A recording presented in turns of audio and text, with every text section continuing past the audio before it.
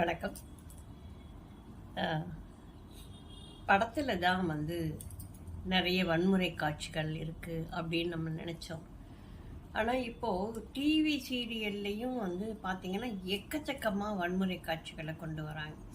ஏதோ வீட்டில் இருக்கிறோம், ஸோ ஏதோ கொஞ்சம் டிவியில் ஏதாவது பார்ப்போம், ஏதாவது குடும்பம் கதைகளாக இருந்தால் பரவாயில்ல அப்படின்னு தான் பொழுதுபோக்காக சில சீரியல்களை பார்க்க ஆரம்பித்தோம்.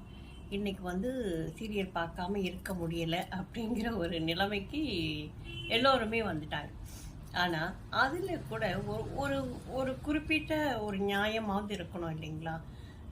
கத்தி கொலை குத்து ரத்தம் சொல்லிட்டு ரொம்பவே மோசமாக பார்த்தோன்னே பயந்து போகிற மாதிரி நிறைய சீரியலில் கொண்டு வராங்க.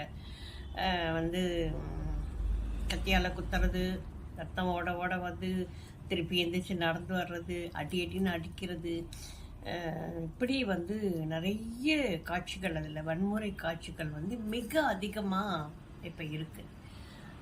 இது மாதிரி காட்சிகளை வீட்டில் உள்ள பெண்கள் சினிமாவுக்கு அப்படின்னா சினிமாவுக்கு கிளம்பி போகணும், எல்லாரும் இணைஞ்சு ஒன்றா போகணும், போய் பார்த்தா தான் அந்த காட்சிகளை நமக்கு பார்க்க முடியும். ஆனால் இப்போது சீரியல்களுக்கும் போது வீட்டில் இருந்துக்கிட்டே எல்லா காட்சிகளையும் நம்ம கண் முன்னாடி கொண்டு வந்து நிறுத்துகிறாங்க. அது மனசுக்குள்ளே மனசுக்குள்ளே போய் வேகமாக பதியுது. இன்றைக்கி நடக்கிற நாட்டில் நடக்கிற வன்முறைகள், நாட்டில் நடக்கிற பிரச்சனைகள் எல்லாத்துக்குமே காரணம் இந்த மாதிரியான வன்முறை காட்சிகள், தேவையில்லாத சமூக பிரச்சனைகளை கொண்டு திணிக்கிறது. இது எல்லாம் சேர்ந்து தான் மிக சாதாரண ஒரு மனிதன் கூட இன்றைக்கு தவறு செய்கின்ற நிலைமைக்கு ஆளாகிறான். சின்ன பிரச்சனையாக உடனே வெட்டு குத்து, அவனை தூக்கி கொண்டு போட்டுடு அப்படின்னு பலருடைய சிந்தனை இன்னைக்கு மிக சாதாரணமாக கொலையை மிக சாதாரணமாக நினைக்கக்கூடிய அளவுக்கு இன்னைக்கு கொண்டு கொடுத்துக்கிட்டு இருக்கிறாங்க.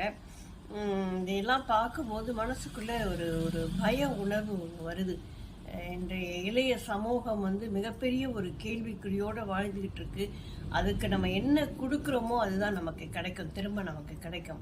வன்முறை காட்சிகளையும் கொலை கொள்ளை கற்பழிப்புன்னு எந்நேரமும் அந்த பிள்ளைங்க கிட்ட அதையே கொண்டு போய் திணிச்சிக்கிட்டு இருந்தோம்னா திரும்ப அந்த பிள்ளைங்க வேறு என்னத்தை கொடுக்கும்? நமக்கு நல்ல விஷயங்களையா கொடுக்கும்?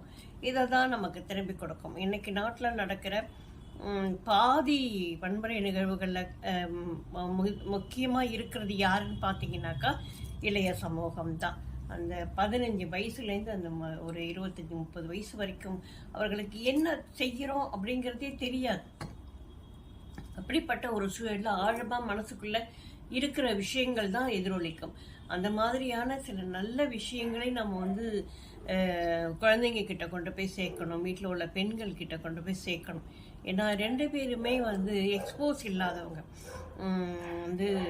அவங்க ஒரு தனி உலகத்தில் வாழ்ந்துட்டுருப்பாங்க. அந்த தனி உலகம் ரொம்ப அழகான ஒரு உலகமாக அவங்களுக்கு இருந்துருச்சு அப்படின்னு சொன்னால் பிரச்சனைகளே கிடையாது. இது மாதிரியான சமூக நம்மை சுற்றி உள்ள ஒரு சமூகம் நமக்கு கொடுக்கின்ற பல விஷயங்கள் மோசமான விஷயங்களாக இருக்கும்போது அதனுடைய ரிஃப்ளெக்ட் தான் மறுபடியும் இந்த சமூகத்தில் எதிரொலிக்கும். அதனால் தயவு செஞ்சு வன்முறை காட்சிகளை நாடகத்திலேயாவது சீரியல்லையாவது கொஞ்சம் குறைக்கலாம் அப்படிங்கிறது தான் என்னோட எண்ணம்.